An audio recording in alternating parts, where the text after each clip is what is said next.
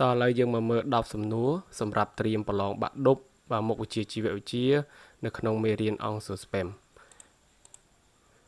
បាទសំណួរទី1បាទតើលក្ខណៈពិសេស2យ៉ាងរបស់អង្គសួរ spam មានអ្វីខ្លះ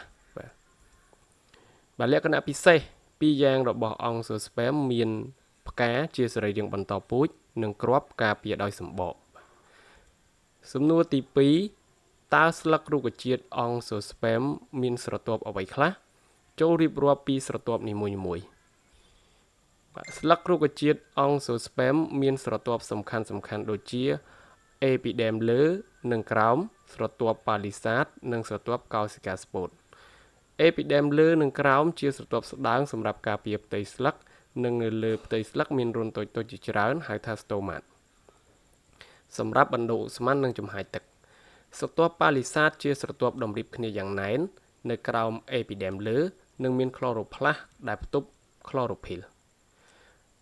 ស្រទាប់ causica spot មានរន្ធខ្យល់ស្ថិតនៅចន្លោះរវាងស្រទាប់ palisade និង epiderm ក្រោមនៅក្នុងស្រទាប់នេះមានបាច់សរសៃនាំ2គឺស៊ីឡែមនិងផ្លូអែមសំណួរទី3ចូលប្រៀបធៀបលក្ខណៈខុសគ្នារវាងរុក្ខជាតិ monocotyledone និង dicotyledone បាទប្រៀបធៀបលក្ខណៈខុសគ្នារវាងរុក្ខជាតិ monocotyledone និង dicotyledone បាទ monocotyledone បាទមានឫសស្ញែបាទ dicotyledone មានឫសកែវបាទដើមមានបាច់សរសៃនាំរាយប៉ាយបាទ dicotyledone ដើមមានបាច់សរសៃនាំតម្រៀបជារង្វង់ monocotyledone ស្លឹកមានទ្រនុងស្របបាទ dicotyledone ស្លឹកមានទ្រនុងបែកខ្នែង monocotyledone ផ្កាមាន3ស្រទាប់ឬពហុគុណនឹង3បាទ dicotyledone ផ្កាមាន4ឬ5ស្រទាប់ monocotyledone គ្រាប់មាន cotyledon 1ចំណែកឯ dicotyledone គ្រាប់មាន cotyledon 2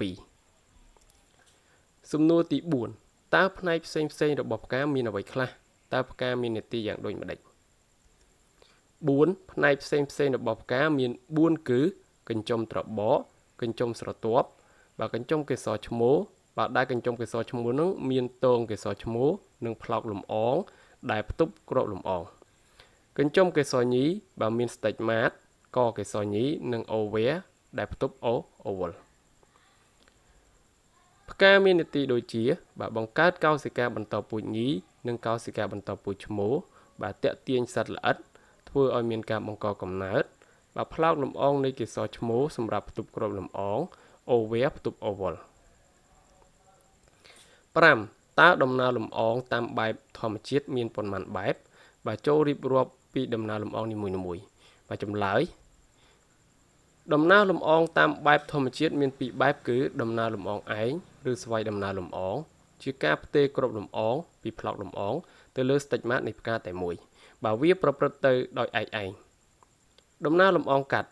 ជាការផ្ទេរគ្រាប់លំអងពីផ្លោកលំអងនៃផ្កាមួយទៅលើ stigma នៃផ្កាមួយផ្សេងទៀតបាទដំណើរលំអងកាត់អាចប្រព្រឹត្តទៅដោយសារទឹកខ្យល់សត្វល្អិតបក្សីមនុស្ស6តើសត្វល្អិត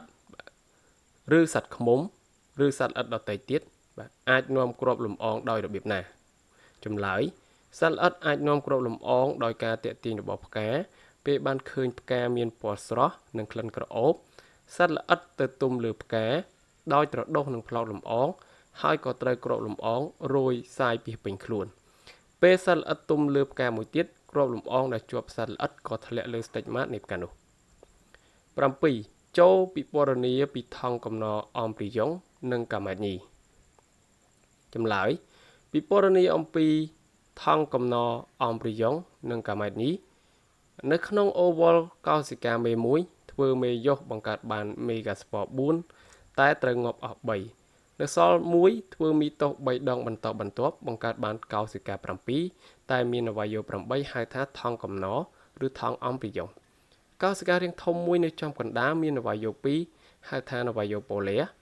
កោសិកាភេទញីហៅថា oosphere ស្ថិតនៅចន្លោះកោសិកាស៊ីនេស៊ីត2ជាប់នឹងមីក្រូពីលនិងកោសិកាអង់ទីបូត3ទៀតស្ថិតនៅពោម្ខាងទៀតនៃថង់កំណរសំណួរទី8ហេតុអ្វីបានជាគេថាគ្រាប់លំអងមិនមែនជាកាម៉ែតឈ្មោល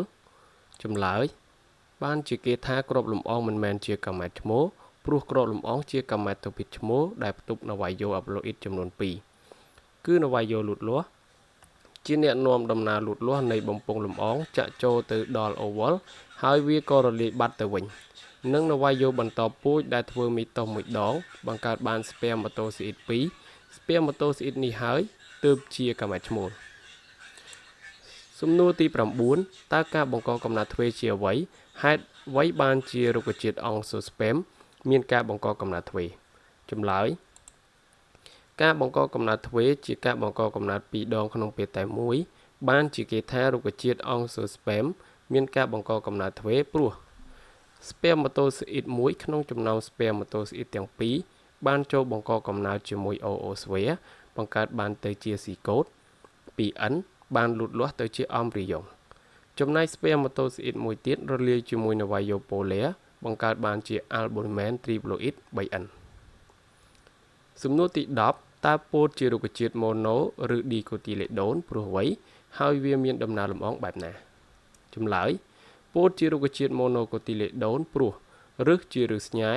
ដើមមានបាច់សរសៃនាំរាយប៉ាយស្លឹកមានទ្រនុងស្របផ្កាមាន3ស្រទាប់គ្រាប់មានកូទីលេដូន1ហើយពោតជារុក្ខជាតិមានដំណើរលំអងកាត់ព្រោះពោតមានផ្កាញីនិងផ្កាឈ្មោលស្ថិតនៅដាច់ដោយឡែកពីគ្នាតែស្ថិតនៅលើដើមតែមួយ